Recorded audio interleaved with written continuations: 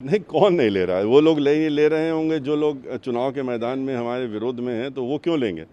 हम लोग तो चुनाव के मैदान में अभी से नहीं, 23 जुलाई को सबसे पहली सभा हम ही लोगों ने शुरुआत की। पूरे प्रदेश में हम 96 तो मीटिंग हम कर चुके हैं और हज़ारों लाखों के लोगों को आ चुके हैं उन मीटिंगों में।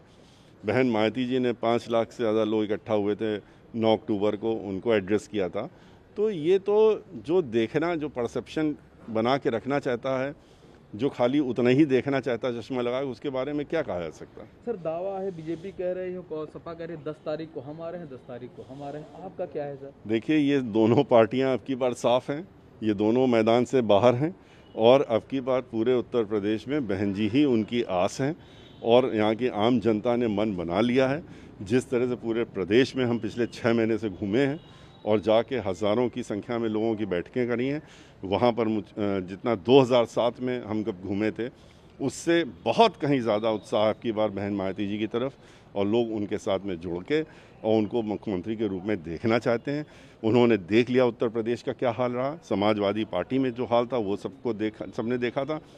134 दंगे भी देखे, गुंडागर्दी भी देखी, हर चीज़ देखी। इस सरकार में किस तरह से महिलाओं के साथ हर 2 घंटे में एक बलात्कार, दुराचार हो रहा है, वो भी एनसीआर भी बता रहा है। किस तरह से बेरोजगारी फैली हुई है, वो कहते हैं पकौड़ा बेचो और रोज़गार तुमको नहीं देंगे। हमने वादा किया था, हम तो ऐसे वादे झूठे करते ही हैं, हमने तुमको कर दिया था, इसको भी झूठा एक वादा मान लो, जुमला मान लो।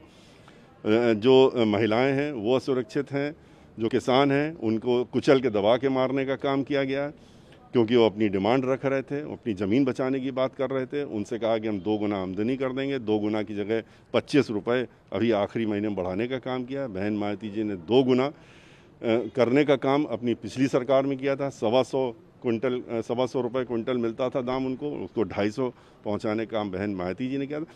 हर वर्ग इस समय, जो भी वर्ग है, वो इस समय बहन मायावती जी को देख रहा। उन्होंने बहन मायावती जी का विकास देखा है पूरे उत्तर प्रदेश में, किस तरह से 23 जिले उन्होंने बनाए, उसका विकास किया।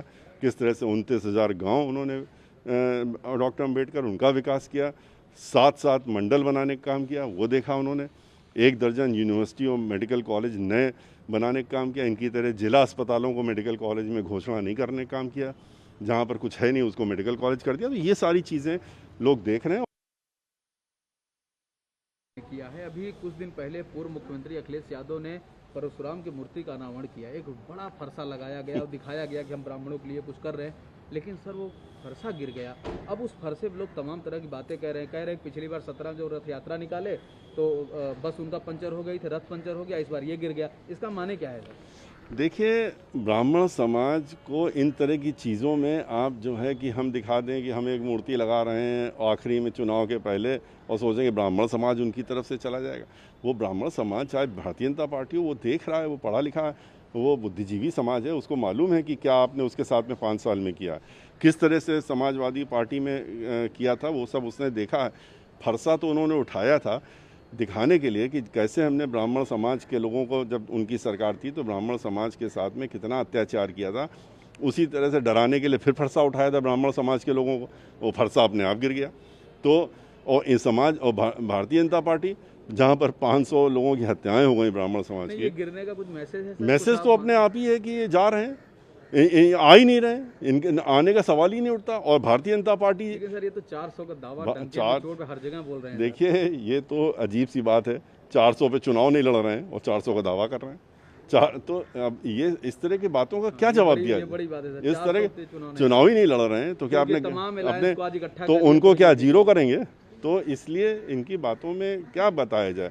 और इसी तरह भारतीय जनता पार्टी, 500 ब्राह्मणों की हत्याएं हो गई, 100 से ज़्यादा एनकाउंटर हो गए, तो क्या वो ब्राह्मण समाज ही इस तरह की अब देख तो रहे हैं। भारतीय जनता पार्टी ने तो खुद ही सरेंडर कर दिया, दिल्ली में बैठक बुलाई ब्राह्मणों की, कुछ अपने जो उनके MP MLA हैं, और कहा कि क्या करा जाए। उन्होंने कहा कि अब भूल जाइए, इस बार ब्राह्मण आपके साथ नहीं आने वाला। इतना अत्याचार आपने उनके ऊपर किया है, अब आप क्या उम्मीद कर रहे हैं, हम कहाँ से ब्राह्मण को ले आएंगे? जी सर, जिस तरह से कोरोना नहीं पहुंच सकता इस कैंपेन के थ्रू, क्योंकि कल अभी बीजेपी की एक मीटिंग थी, उसमें राधा मोहन सिंह बैठे थे और वो पॉजिटिव आए, उन्होंने अभी ट्वीट करके जानकारी दी कि मैं आइसोलेट हो चुका हूं। ऐसे में बीजेपी की एक वहां बैठक है, क्या कहेंगे सर इस कैंपेन के बारे में? देखिए, इसमें तो इलेक्शन कमीशन का दायित्व है और वो उन्हीं का जुरिसडिक्शन भी है। उन्होंने अब 5 लोगों को परमिट किया, उन्होंने सभाएं ख़त्म कर दी हैं और हम लोग, जहाँ तक बहुजन समाज पार्टी है, बहुजन समाज पार्टी का हर कार्यकर्ता वो पूरा सब प्रिकॉशन लेकर के ही जाने का काम कर रहा है। हर जगह जा रहा है, हर जगह डोर टू डोर मीटिंग भी हम लोग कर रहे हैं, लेकिन हम लोग पूरा प्रिकॉशन लेकर के कर रहे हैं। और हम लोग पूरे प्रदेश में पहले से ही कई राउंड कर चुके हैं। हम ही 2 राउंड कर चुके हैं। पूरे हमारे कार्यकर्ता हर घर में कई बार जा चुके हैं।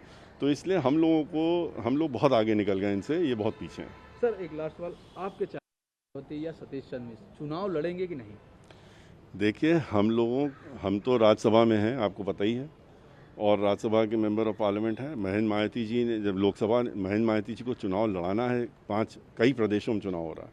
पंजाब में भी हो रहा है, उत्तर प्रदेश में भी हो रहा है, उत्तराखंड में भी हो रहा है, और बहन मायावती जी चुनाव लड़वाने का काम कर रही हैं। हम लोग चुनाव लड़वाने में लगे हैं।